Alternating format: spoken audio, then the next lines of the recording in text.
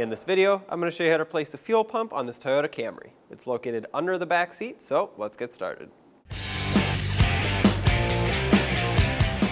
To begin this process, we need to relieve fuel pressure from the system. To do that, in your engine compartment towards the driver's side, you'll see this cover which says relay and fuses. You're going to pop this up by pressing on this tab here. There's a similar looking tab on the back side, and this houses all of your fuses, including the one for the fuel pump or the electronic fuel injection system, which is, if you look on this legend here, it's the one all the way to the right bottom. It's a 30 amp fuse.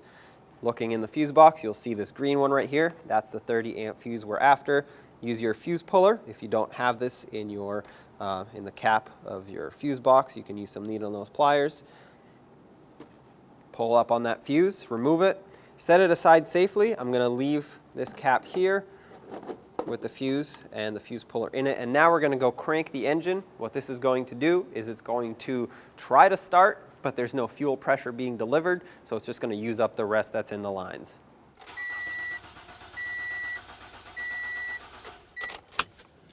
Just a few cranks should be enough. There you go. The next step is to remove this back seat, or the bottom of it at least, so we can access the top of the fuel pump. To remove this, on each side you'll have a little hook right about here and here that snaps it down. So just grab it and pull up firmly, and it should pop out. There we go. Once you do that, you should be able to continue lifting it and pulling it out. Now this is the cover where we'll access everything, the electrical connector as well as all the lines. It is stuck down with some butyl tape, so just take something that you have that'll pry it. If you're using a metal piece like I am, which sometimes you kind of have to because it's really stuck on here, be careful not to scrape anything, scratch the paint off, because it will rust if you do that. Just gentle, constant pressure will get this off of here. There we go. This butyl tape is extremely sticky, so be careful not to get it on your clothing or on the carpet, because it will be pretty much impossible to get back off. Once you get to this point, you can push this grommet through so you can get a little bit more slack out of this wiring harness. There we go. And we can flip this over. Once again, make sure you don't get this stuff on the carpet. And now we can unplug the electrical connector and get this wire completely out of here. A lot of times these are gummed up with a lot of sand and debris, so work it back and forth. If you need to, get a vacuum and vacuum all this up. Don't try to press it really hard with some pliers or pry on it with a screwdriver, because if you break this connector, you can't properly reattach your fuel pump anymore, and that would be a problem. I can see that it wants to move, but it's gummed up with a lot of sand. So what I'm actually going to do is I'm going to grab a vacuum and try to vacuum all this up and maybe spray a little bit of rust penetrant right in the connector area here to loosen it up.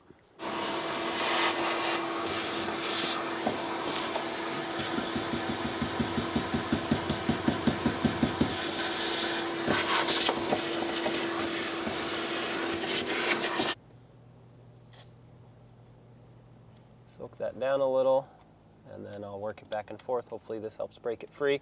Since I have the rust penetrant out, I'm just going to soak down these connectors as well. A lot of times these get stuck, and we'll have to take all these off anyway.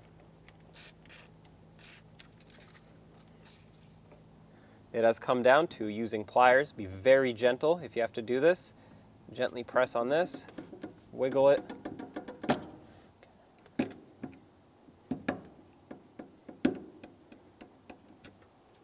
There we go.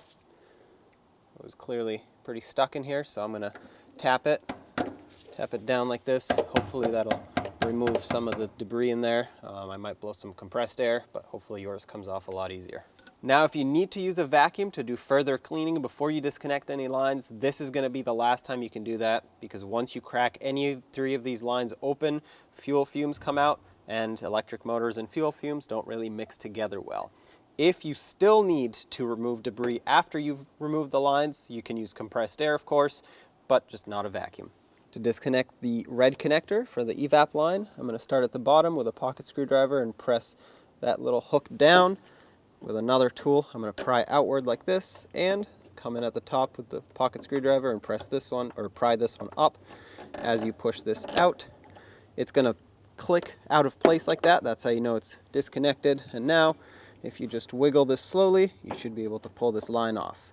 Once again, this is for evaporative emissions. This is not fuel, but there are fuel fumes going through it. Next, we have to remove the fuel lines here, and it doesn't matter which one you do first. These yellow clips for the fuel lines, they slide straight back like that. You have to basically do a similar style setup here as to what we had before for the red one. A tool to pry it out and one to unlock it as you pry out. There we go. Oops, sometimes they do pop back, so be careful, but also be careful when you pry not to damage the fitting or the line here. There we go. Remove this. You can either remove it all the way, or sometimes the hose will pop off like this. It looks like I have to remove mine all the way. If you do, remember which direction it goes in. Not that it'll lock in any other way. You can't put it upside down, but obviously keep these safe. And now you should be able to slowly pull up on this. Set that aside. If you wanted to wrap a rag around it so debris from here doesn't get on the line, that's also a good idea. So I'm going to use this to hold pressure on it. And do one side and the other side. There we go. Spraying rust penetrant definitely helped on those. Often they are stuck.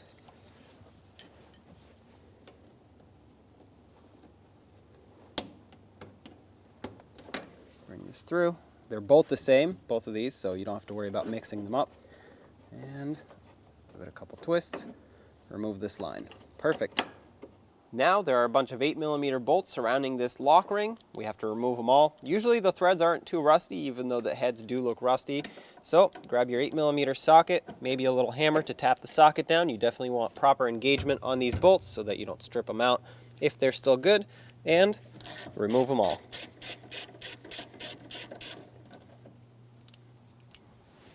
I do not recommend using electric power tools at this point. So if you have air, use air. If not, just do them by hand.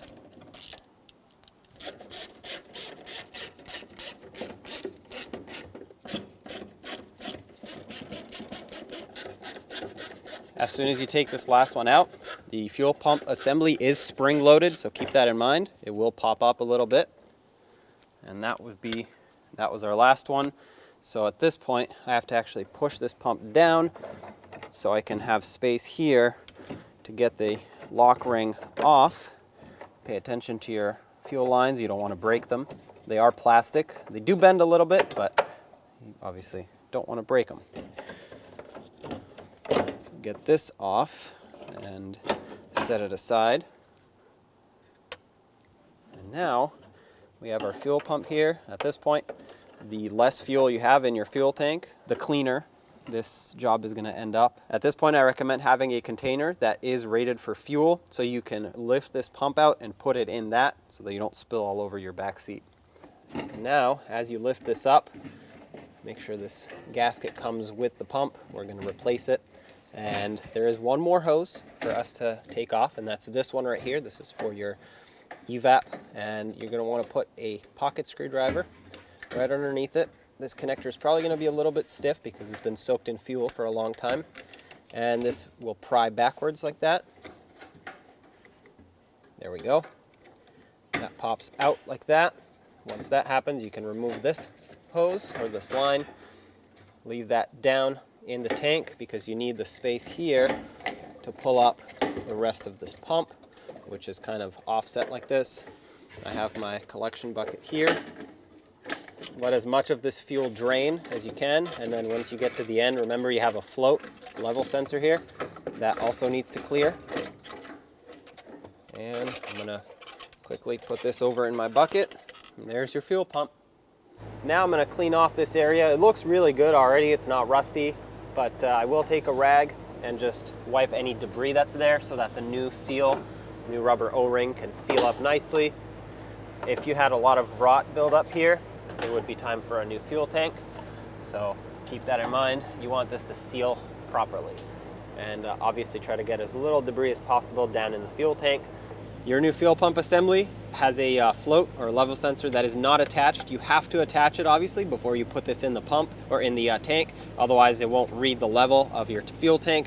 It has a slot here that almost looks like an upside down T, and then it has a couple hooks. The hooks will latch onto these tabs, and then this is the upside down T that it has to line up with. So line this all up and slide it down like that. It'll click into place, and this arm should not, first of all, be bent more than these two bends. If it has more bends than that, you need to straighten it out so that it can read properly, and it should freely move up and down like this.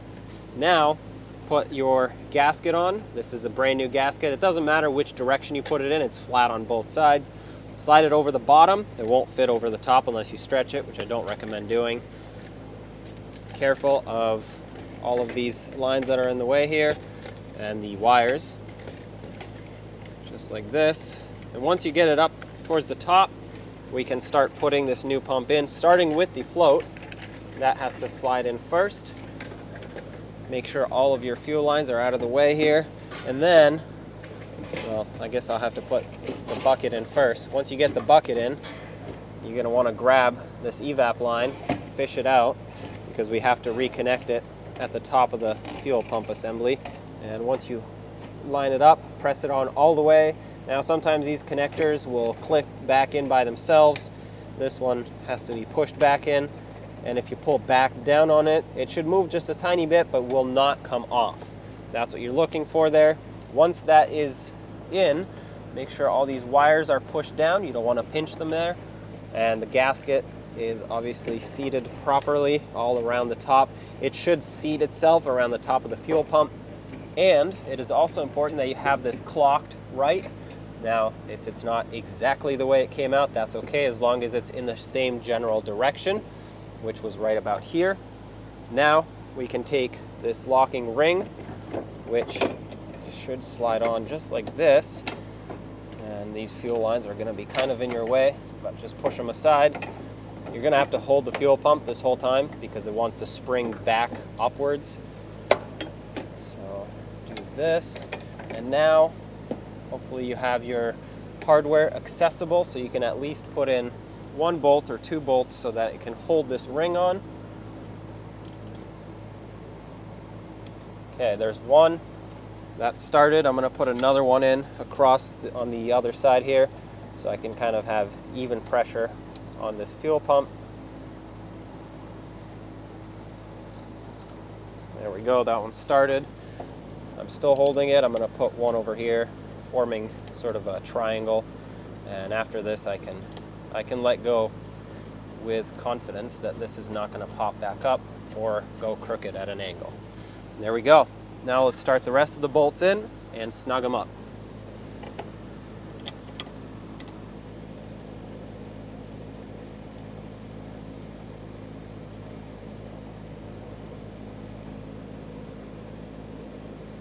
At this point I have all of them started by hand. You do not want to cross thread any of these, so don't just smash them down with the socket. And I'm going to snug them up in a cross pattern.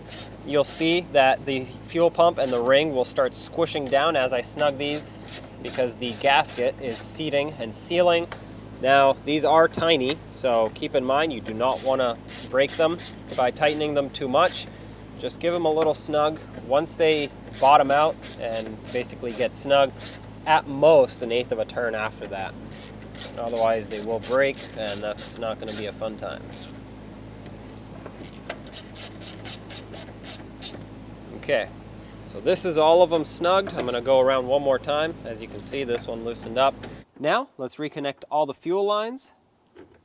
I'll start with this one here, and this evap line. Once it bottoms out like that, hold it and press this clip back in. Use a little pocket screwdriver, lift those up, make sure it doesn't come out. Let's put in the yellow retainers for the other fuel lines. Slide it in. This one came from that direction, and you want to make sure that it locks in completely. This part needs to be flush and the ends here need to be hooked in. This line should not be able to pop out. Do the same to this one. Now connect the electrical connector. Make sure that clicks. Flip this cover over line it up. I mean, there's really only one way that it can go on. And because there's no hardware attaching this, it's just butyl tape, you're going to want to put pretty much your whole body weight on it. Just squish that tape down. This is going to seal it up. It's important that it's sealed. And of course, once you put the back seat and maybe you have some passengers or cargo back here, it'll automatically squish down. But to start, you want to have a nice tight seal. So make sure it's even all the way around. And there you have it. Let's put the back seat on. When you put the back seat in, make sure you get the seatbelt latches through their corresponding cutouts here. And then slide the seat in. Sometimes you'll need to kind of forcefully push it down into place. Make sure the seat belts themselves are not getting pinched and caught. And once you get it close, it should pop down in position. And this is not the final step. Oh, that just clicked in. The final step is to actually press this down to clip it. There we go. And there you have it. Let's start up the engine, make sure it runs. Put this fuse back, just like that. Take your fuse box cover, line it up, snap it down. Now that the job is done, before we start the vehicle, I like to prime the fuel system, which means putting the key in the ignition, turning it 2 clicks to the on position. This is going to let the fuel pump run. Hold it here for a few seconds, shut it off, do this again. I'm going to do this 3 times and then I'll start it. This usually gets all the air out of the system. You can hear the fuel pump run if you're in a quiet environment. Starts right up. When only the best will do, demand TRQ. The only company that lets you view before you do. TRQ is committed to offering the highest quality aftermarket auto parts that are engineered for peace of mind. Thanks for using and viewing with TRQ.